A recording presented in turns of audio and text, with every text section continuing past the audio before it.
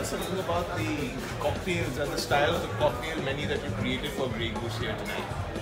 Sure, so it's a small menu, but I tried to be quite diverse in the flavor profiles. So, we have a coffee drink, if someone wants like a little espresso martini kind of thing. We have a very orange kind of focused drink called oranges, etc. If someone wants something like bright and citrusy, we have a spritz, which is really nice, like easy drinking, refreshing, elegant drink. And then we have this rose petal, it's kind of like a martini. Very subtle, very elegant, very beautiful. So hopefully within those 4 drinks we can find something for you. And vodka is obviously a very popular base for cocktails all around. Sure. What would you define as your style of the classic or the contemporary vodka cocktail, and what do you think are the trends that you might notice in the last few years in how the vodka cocktail has evolved? I mean, I think vodka always has its place. It's always popular. I think a lot of the top bartenders sometimes turn their nose up at vodka, but it has a very important place in classic and modern cocktails. So, for our particular style that we promote at Dante, my restaurant and bar in New York, it's very light, refreshing, elegant, aperitivo style drinks. It's things that are not too sweet, not too heavy, quite low in alcohol, things that you could drink 3 or 4 of and you still feel good. You don't feel drunk or your palate is not ruined before dinner. So we try to concentrate on this style of drinking, which I think is a big trend happening around the world right now. We're seeing a lot of bars promoting this kind of like style of like European style drinking. Much more take your time, leisurely, hang out with friends. It's not about just sitting there getting drunk. That's what we're trying to promote. There's also this upcoming trend of vodkas that are far more distilled and therefore much more easier to drink.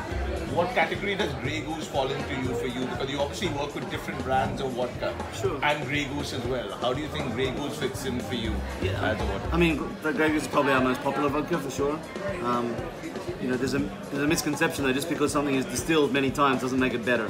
You know what I mean? So, this is only distilled once, I believe. So it's like, you don't really need to distill it multiple times to make it any good. But Grey Goose is leading the charge in terms of the premium category, super premium category. If you believe, I don't really believe in that kind of stuff, but some people do. But I think it's very popular.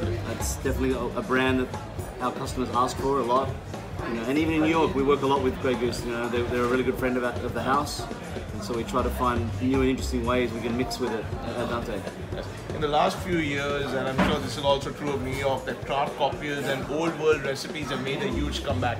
Is that true of your bar, Dante, as well? And do you try to use a lot of the forgotten recipes and forgotten ingredients and bring them back into the new age? Sure, yeah, I think it's been a big movement in the last kind of 10 years to see this kind of like infatuation with like antique cocktails, vintage cocktails, forgotten cocktails.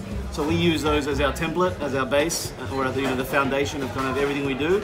I mean, we are a classic bar that's been open 100 years, and we try to put our own modern spin or our own modern twist on those classic foundations. So it's worked really well for us, and it's something we're seeing not just in New York, but all around the world. Okay. And maybe just to finish, if you could tell me the story behind a couple of these cocktails. Two that catch my mind are the Al Fresco Spritz, sure, and the Nouveau Espresso. You could tell us a little bit of the story about how these two cocktails came together for you. Yeah, for sure. So the Al Fresco Spritz is just, we focus a lot on Spritz cocktails at Dante because they fit into that kind of style of drinking that we promote. So light, refreshing, all day kind of drinking, low alcohol. So this one is like almost the changing of the seasons when spring is just starting to come in to season in New York. It was around kind of April, May. We start to see the trees blooming, a lot of greenery, and a lot of the farmers markets. There's a lot of green things, vegetables, herbs, all these kind of things that are really kind of, I think, signaling the sign of a new season. So this one has lots and lots of green garnishes. It's really refreshing. It's really easy drinking. The Nouveau Espresso is our little twist on an espresso martini, which is arguably one of the most popular vodka drinks in the world, which is generally just Grey Goose vodka, coffee liqueur, espresso, maybe a little bit of sugar. This one has little hints of banana, coconut, white chocolate. It's got a pinch of cayenne pepper in there just to give a bit of spice.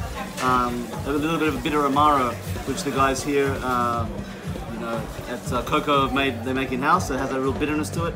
And then we shake it up really hard with some espresso coffee. So it has this really silky, velvety kind of texture to it with just hints of tropical notes and some spice as well.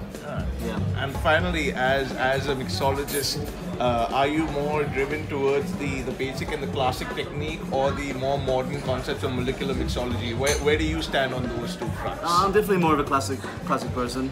Yeah, so I grew up in bartending over 20 years ago when molecular mixology wasn't really a thing. So we really started to really focused on classic cocktails from a young age, and that's kind of been my mantra, I guess, through my career. So I still try to uphold those kind of philosophies to this day. And do cocktails have a space to be paired with food, and do mixologists work more closely with chefs now than they ever have, or are the two separate? I think they're very, very similar. Especially if you work in a restaurant environment, it's very important that your cocktails pair with food. So in our philosophy, we don't pair specific cocktails with specific foods. We try to pair cocktails with a wide range of foods. So we use a lot of ingredients that the chefs might use. So a lot of salts, a lot of vinegars, a lot of spices, herbs, fresh vegetables, different acids, different types of acids. So we use these to complement our cocktails so they can pair with different foods. And in the time that you've been here, are there any Indian ingredients that excite you? Yeah, many. I mean, I've been using Indian ingredients for many years, whether it's, this is like probably the most famous country in the world for spices. So, everything from cardamom to turmeric to, black cardamom to fenugreek to nigella seeds to all of these things that are quite unusual for some people in cocktails. I've been using them for at least a decade, so I love using these kind of Indian spices, yeah. Great. Thank you. Look forward to tasting your signature cocktail. My pleasure. Thank you.